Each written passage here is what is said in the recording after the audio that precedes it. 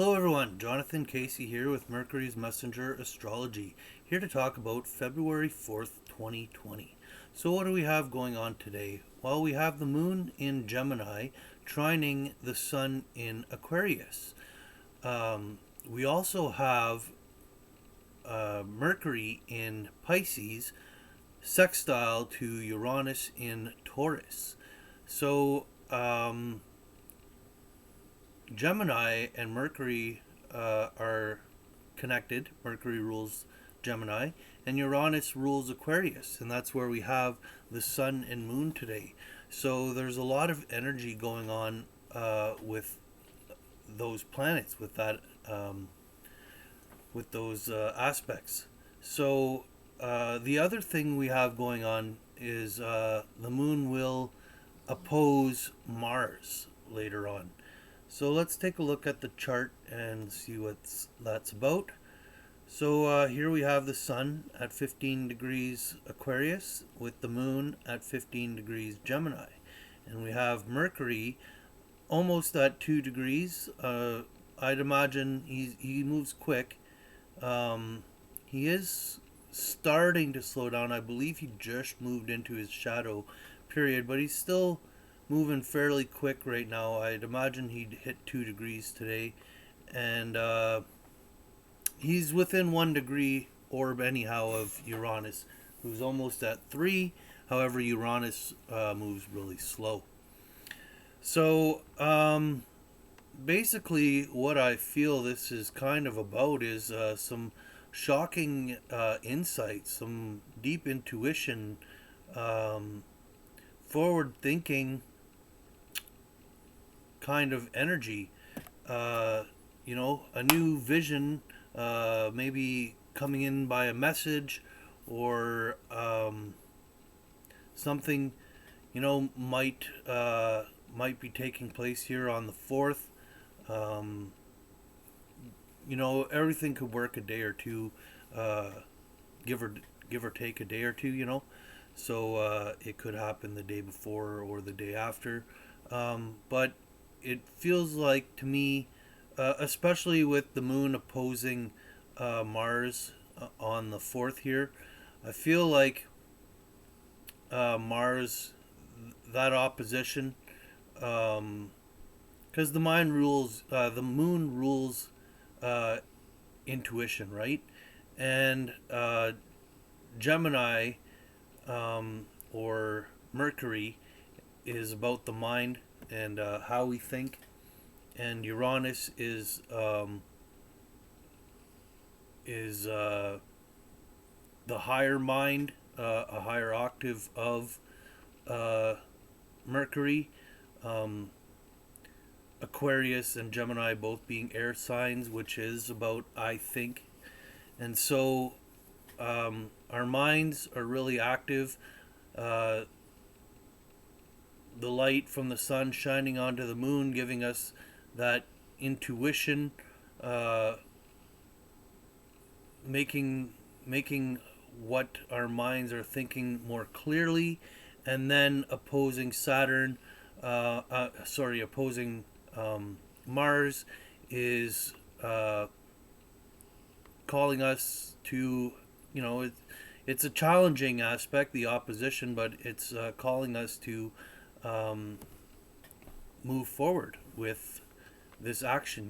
Mars being in Sagittarius as well, that's about aiming in the direction we want. Sagittarius in a way also is about the mind. It's about philosophy. It's more about what we think and not how we think. So it's about philosophy, beliefs, that kind of foreign ideas, and it's about aiming for an adventure. So the insight, the clarity, the intuition that we're gaining from these aspects over here are then triggered into making some kind of action forward. And that kind of concept. So let's get to my Facebook post. So I haven't posted this yet because I'm at camp. I have no internet, so I'm heading to a friend's house here, and I'm gonna bring my computer to upload this stuff. So I haven't published it on Facebook yet. It's just still typed out on Word. I haven't done a spell check, and Word doesn't seem to tell me about spelling. So hopefully that's all fine there. But let's.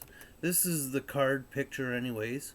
So it's the Ten of Moths, and the Eye card is what I drew for February 4th. And here is. Let's see if I can do this with my face still in the picture.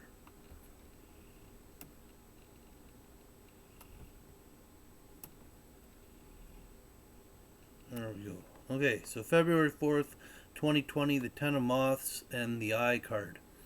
The Ten of Moths. The Ten of Moths, or Wands, is a fire element card, and the Ten is about excess or release. Fire element is action, I create, I do, I desire. This card could signify being overdramatic in your actions or being caught up in drama.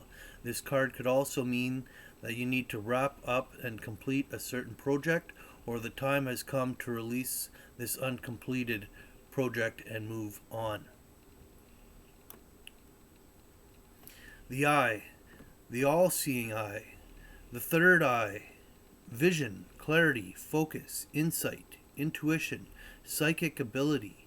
These are the words that come to mind with this card. Something is opening up within you to see a different story. You are beginning to trust your senses, strengthen your faith, and fortify your hopes. You feel guided by your own instincts. So, lately I've been typing this up first so I can present it in the video. So I hadn't really looked at the aspects of the Mercury and Uranus, or considered the Sun in Aquarius and the Moon in Gemini aspects, and it's really interesting to, after what I said, and to also have drawn the Eye card for the day that aspect's happening. So anyhow, this is what, here I'm gonna have to, just the angle's bad. The cards in Unity.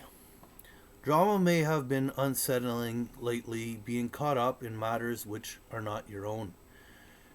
You have been trying so hard to build a new foundation with no true vision in mind. In these tough times, you've been crossing off, releasing the things you no longer want to carry forward with you in your life. The more you let go, the clearer your desires become. The cycle is reaching its completion, and you set your sights on new hopes and dreams. You know now your third eye is open. Your instincts will guide you the rest of the way. So yeah, that's what I wrote for the card. A lot of what I was writing from was this new foundation idea was coming from the Saturn Pluto conjunction in Capricorn, and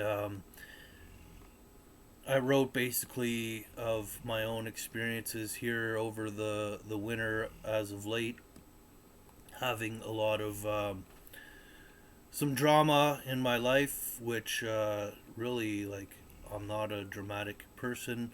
This drama wasn't my own, but I was in situations where which were really having me, crossing off and releasing things. So that's what I feel there. However, if I relate to the reading that I just read, right, Um, so you know now your third eye is open, your instincts will guide you the rest of the way. That Mars in Sagittarius, being opposed by the Moon, who's carrying the energy from the Mercury Uranus sextile, um, is really like, and the Ten of Moss being a fire card, so Mars being a fire sign, um, and Sagittarius is a fire sign as well. Uh, you know, um, Starting to get that vision, that direction, and starting to move forward um, in that, uh, a new sense of instinct may come. I'm kind of thinking of, who was it? Maybe Christopher Witecki was talking about something along the same lines. I can't recall what day he was mentioning it for, but a new vision or a new sense. I don't remember his words exactly, so uh, I feel like it kind of was similar, though, the what he was trying to get across, or what I'm trying to get across, to what I could recall he was talking about. So yeah. Anyhow, um, this is my video for today. Thank you guys so much for watching.